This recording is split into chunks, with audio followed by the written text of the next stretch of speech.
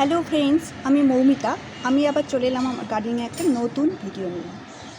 এই জুলাই মাসে কিভাবে জবা গাছের পরিচর্যা করলে জবা গাছ থেকে প্রচুর পরিমাণে, জুলাই মাস তো বটেই, এমনকি আগস্ট মাস, সেপ্টেম্বর মাসেও প্রচুর পরিমাণে আমরা ফুল পেতে পারি, সেটাই আমার আজ ভিডিওর বিষয়। এই জুলাই মাসে কোথাও কোনো জায়গায় ঝিরঝিরে বৃষ্টি হচ্ছে, আবার কোনো জায়গায় মুষলধারে কোনো দিন বৃষ্টি হচ্ছে, আবার কোনো দিন প্রচণ্ড রোদ দেখা দিচ্ছে সকাল থেকে দুপুর পর্যন্ত, আবার কোনো সময় আকাশ মেঘলা হয়ে থাকছে। সুতরাং কিভাবে কি খাবার দিলে বা কি টিপস ফলো করলে জুলাই মাস, আগস্ট মাস জুড়ে, এমনকি সেপ্টেম্বর মাসেও প্রচুর জবা গাছ থেকে ফুল এবং কুড়ি পাবো, সেটাই আজ আমার ভিডিওর বিষয়। সুতরাং সমস্ত ভিডিওটি মন দিয়ে দেখবেন, স্কিপ করে চলে যাবেন না। এই জুলাই মাসে যেদিন প্রচুর বৃষ্টি হবে বা ঝিরঝির করে বৃষ্টি হবে, সেদিনকে কোনো সার, টবের মাটিতে কোনো সার প্রয়োগ না করাই ভালো।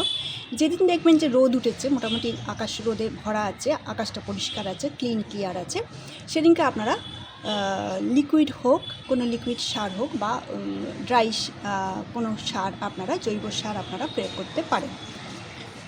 আচ্ছা, গাছের গোড়ার যে পচা পাতা বা শুকনো পাতাগুলো পড়ে, সেগুলোকে আপনারা পরিষ্কার করে দেবেন বর্ষাকালে, নাহলে ছত্রাকের আক্রমণ হতে পারে। আচ্ছা, আর একটা কথা হচ্ছে, গাছে বৃষ্টির পর যদি, প্রচণ্ড বৃষ্টির পর যদি টবের মাটিতে জল জমে থাকে, তাহলে হেলিয়ে আপনারা বৃষ্টির পর হেলিয়ে জলটাকে ফেলে দেবেন, নিকাশ করে দেবেন। এবং টবের তলায় যে ছিদ্রটা থাকে, জল নিকাশি ছিদ্রটা থাকে, সেটাকে ভালো করে খুঁচিয়ে সেটাকে পরিষ্কার করে দেবেন, যাতে টবে যে জলটা বৃষ্টির পর যে জলটা জমবে, সেটা যাতে সম্পূর্ণ বেরিয়ে যেতে পারে। টবের মাটিতে বেশি জল প্রয়োগ করবেন না, মাটি যাতে এরকম ঝুরঝুরে থাকে সেটা দেখবেন। পরিমিত, যেদিন রোদ উঠবে, যেদিন প্রচণ্ড রোদ দেখা যাবে, সেদিনকেই যদি মাটি পুরোপুরি শুকিয়ে যায় তবেই জল প্রয়োগ করবেন বর্ষাকালে।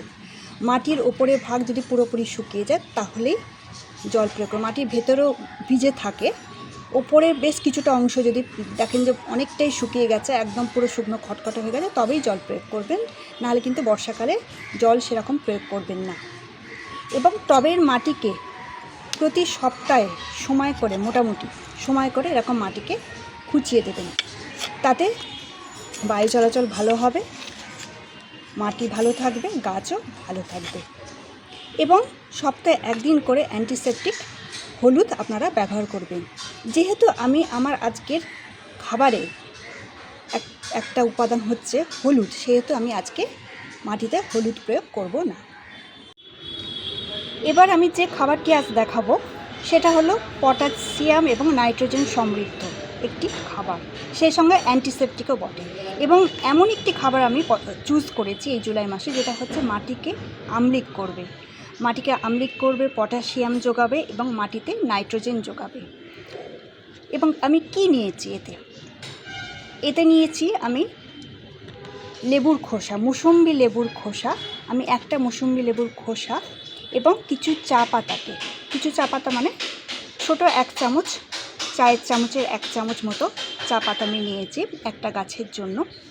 একটি মুসম্বি লেবুর খোসাকে আমি এবং একটি ছোটো চায়ের চামচের 1 চামচ চা পাতাকে আমি একদিন ভিজিয়ে রেখেছি। কত জলে? 500 মিলিলিটার জলে, মোটামুটি আন্দাজ মতো এই পাত্রটার আধ পাত্র মতো, অর্থাৎ একটা বড় মগের হাফ মগ মতো জলে আমি ভিজিয়ে রেখেছি, একদিন মতো আমি ভিজিয়ে রেখেছি। এবার এটাকে আমি ছেঁকে গাছে ব্যবহার করব। এটাকেই আমি ব্যবহার করব না, এটা পরিমাণ মতো জলের সাথে মিশিয়ে আমি গাছে ব্যবহার করব। দেখুন, ছেঁকে নেওয়ার পর তরলটা হালকা হলুদ বর্ণের দেখতে লাগছে, অর্থাৎ মুসম্বি লেবুর খোসা একদিন ভিজিয়ে রাখার জন্য তরলটা হালকা হলুদ বর্ণ ধারণ করেছে। আর একটিও চা পাতা দেখবেন যেন একটিও চা পাতা না থাকে, তাহলে কিন্তু গাছের গোড়ায় অর্থাৎ মাটিতে ফাঙ্গাল ইনফেকশন হতে পারে বর্ষাকালে। সেই জন্য খুব ভালো করে দ্রবণটাকে ছেঁকে নিতে হবে, ছেঁকে গাছে ব্যবহার করতে হবে। এবার নেবো আমি 1 চামচ হলুদ, যেটা অ্যান্টিসেপটিক। এবার ভালো করে সমস্ত মিশ্রণটাকে মিশিয়ে নেবো আমি।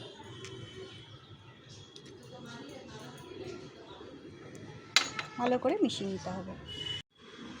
এই পাত্রে আমি 5 লিটার জল নিয়েছি। এর সাথে আমি এই দ্রবণটা মিশিয়ে দেবো।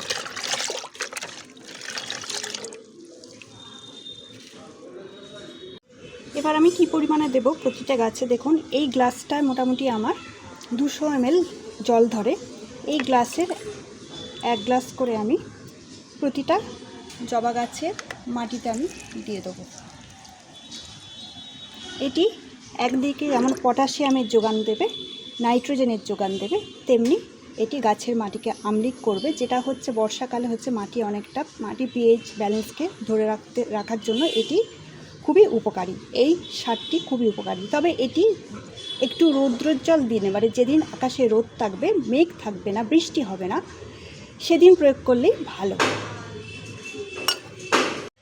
ধন্যবাদ। এই ছিল আমার ভিডিও। আপনারা কমেন্ট এবং লাইক দিয়ে আমার পাশে থাকবেন।